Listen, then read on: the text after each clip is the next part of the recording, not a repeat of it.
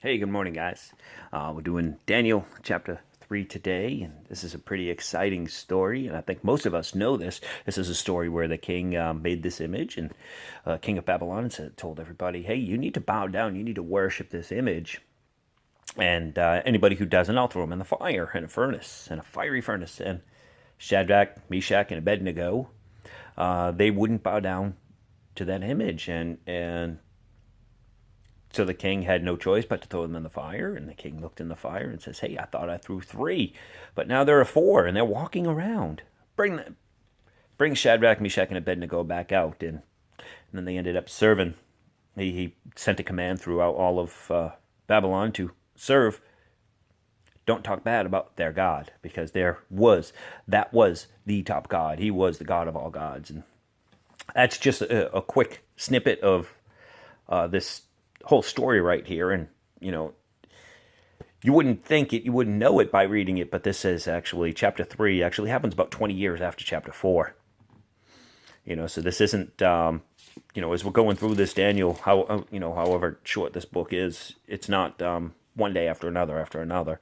This is actually spread out.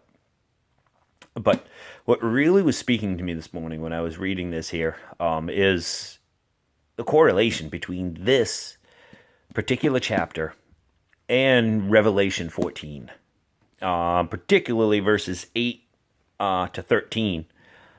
You've got Shadrach, Meshach, and Abednego. You got those three witnesses standing up for God. And Revelation 14, you have the proclamation of three angels.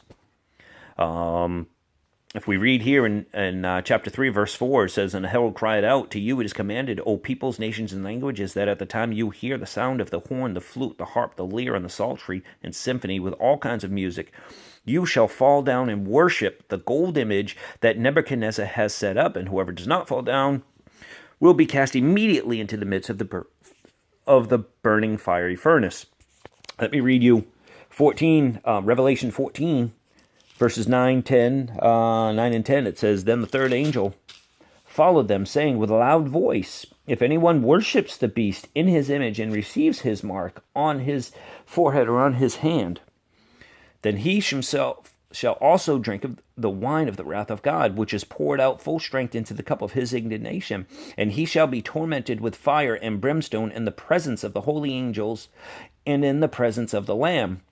And the smoke of their torment ascends forever and ever, and they shall have no rest day or night, who worship the beast in his image and who receive the mark of his name." I mean, this story in Daniel is just and how it relates to this story in Revelation, and it's just, and there's much more in there.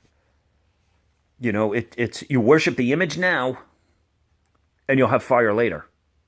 You worship God now, and you'll have fire now. This is just the cool little how things are how they just combine, and the contrast and the similarities.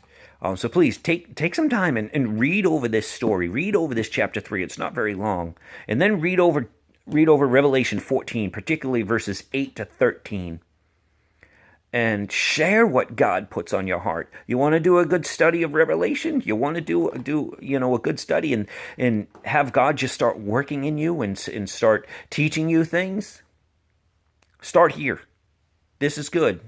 I've given you a little bit of a head start and told you which scripture to look up. Start here, and please share. Don't keep it inside. When you start sharing what God puts in you, he'll put more in you. So please share. I love you all, and happy Merry Christmas Eve. I'll see most of you tomorrow at the play. Bye-bye.